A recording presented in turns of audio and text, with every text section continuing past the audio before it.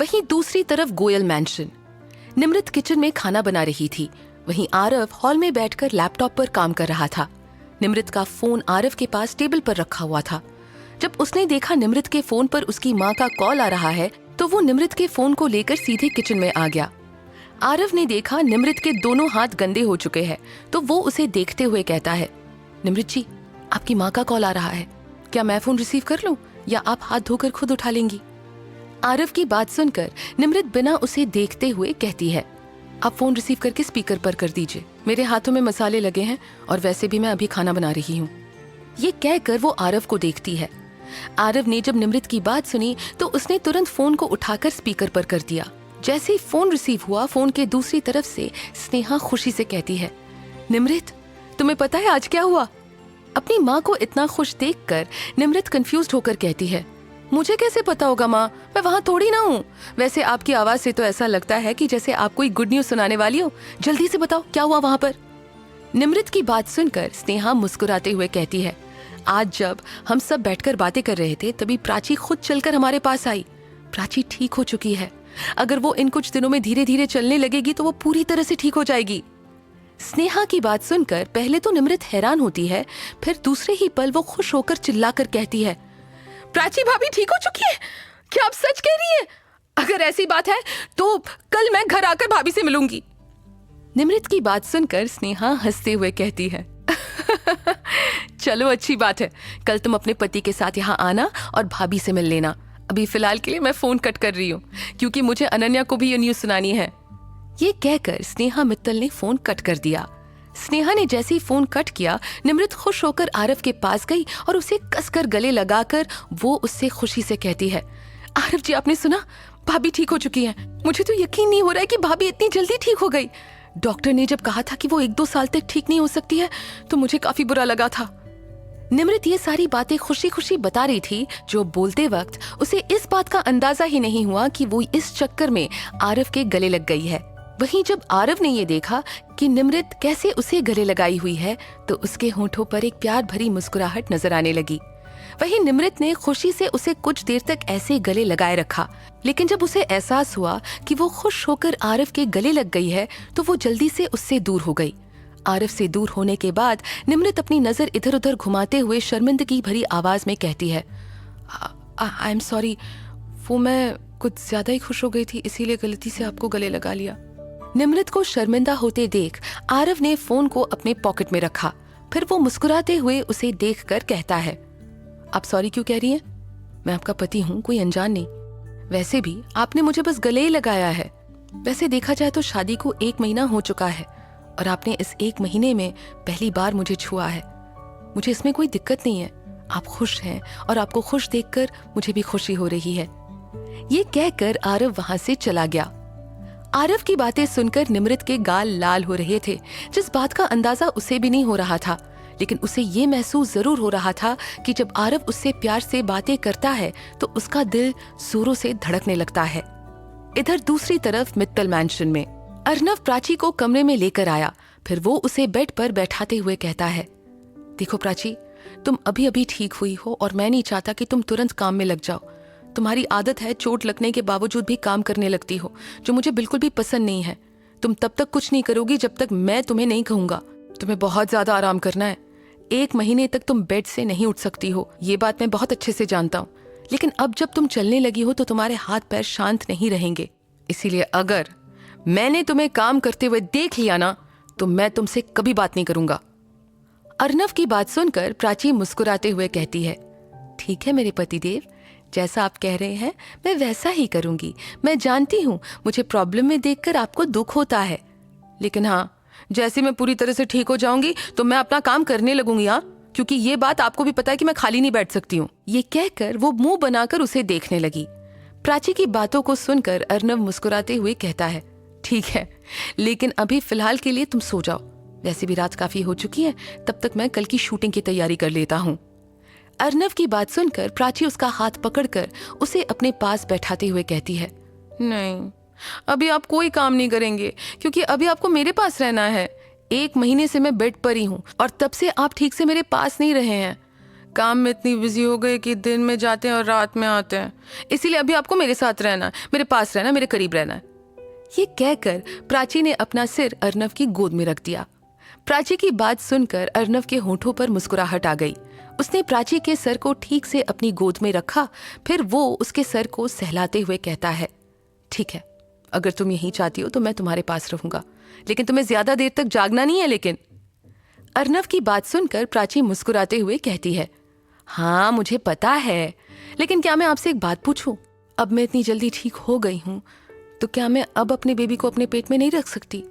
Doctor ने तो यही कहा था ना कि मैं 1-2 साल तक बेड से नहीं उठ सकती, और ऐसे में मैं खुद के बच्चे को कंसीव भी नहीं कर पाऊंगी।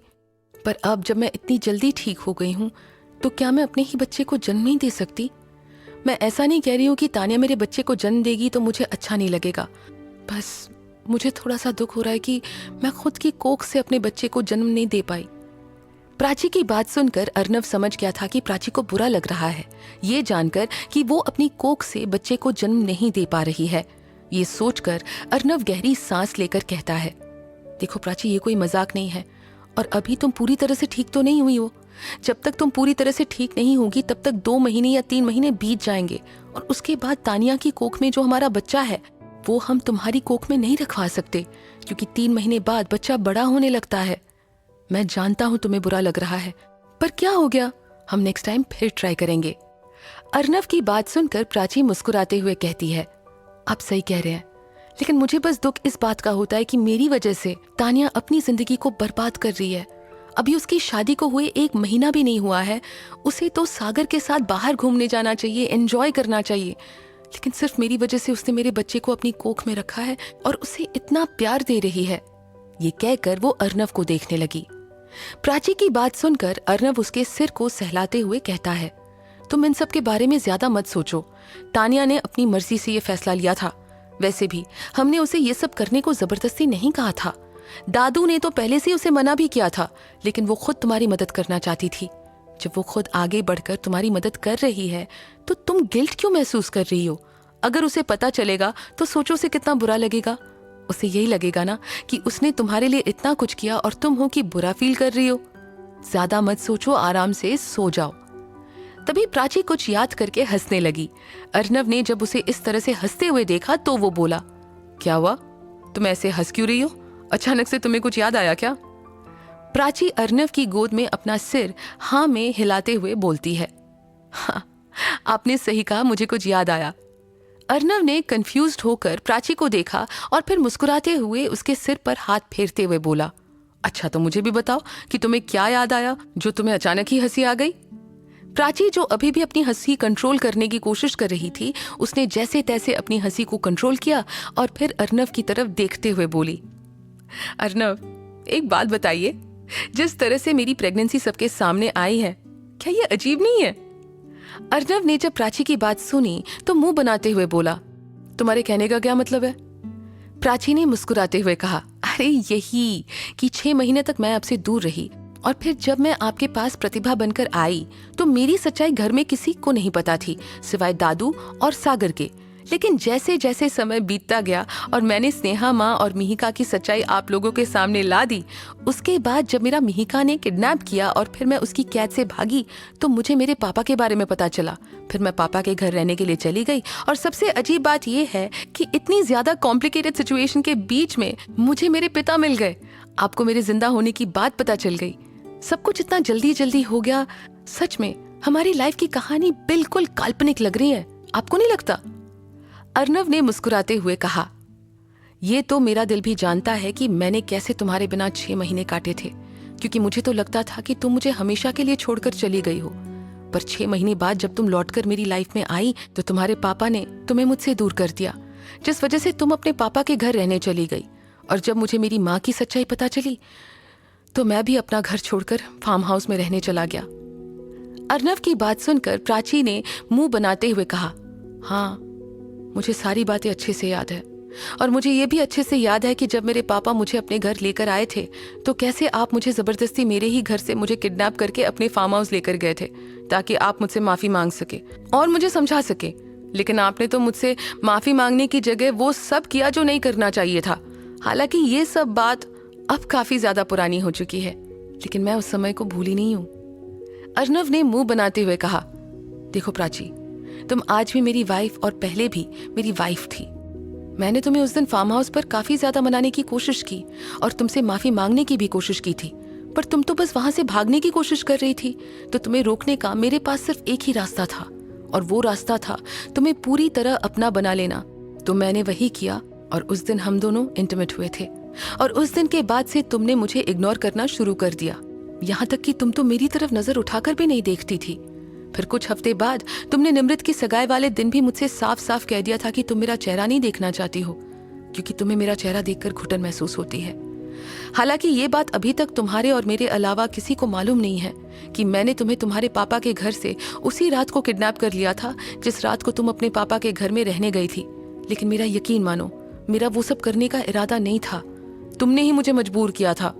अर्नव ने जैसे ही ये बात कही, प्राची का मुंह फूल गया और वो गुस्से में बेड पर बैठते हुए कहती है, अच्छा, तो क्या सारी गलती मेरी थी?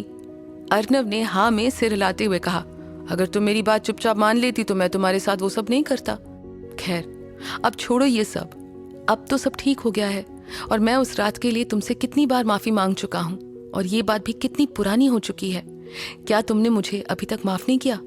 प्राची ने कुछ सोचते हुए कहा, माफ तो मैंने आपको उसी दिन कर दिया था जिस दिन मुझे ये पता चला था कि आपको सच में आपकी गलती का पछतावा है। ये कहकर प्राची अचानक से चुप हो गई और कुछ सोचने लगी। अर्नव ने कहा, क्या हुआ, तुम क्या सोच रही हो? प्राची ने मुस्कुराते हुए कहा, आपको याद है हम एक और बार इंटीमेट हुए थे, निमृत की शादी के एक दिन पहले, जिस दिन आपने मुझसे माफी मांगी थी, और उस दिन के बाद हम दोनों का रिश्ता धीरे धीरे सुधर चुका था। अर्नव ने प्राची का सिर दोबारा से अपनी गोद में रखा और उसे बेड पर लिटाते हुए कहा, अब तुम्हें पुरानी बातें याद करने की जरूरत नहीं है। अब हमारा बेबी भी सेफ है और तुम भी सेफ हो। हमें तो खुशी इस बात की मनानी चाहिए कि हमारे पास इतना अच्छा परिवार है जो हर समय और हर मुसीबत में हमारा साथ देता है। चलो, अब तुम ज्यादा मत सोचो और सो जाओ। अर्नव की बात सुनकर प्राची उसे देखकर मुस्कुराई। वो जानती थी अर्नव का कहना भी सही है। ये सोचकर उसने अपनी आंखों को धीरे से बंद कर लिया। फिर वो अर्नव की गोद में अच्छे से सिर रखकर सो गई।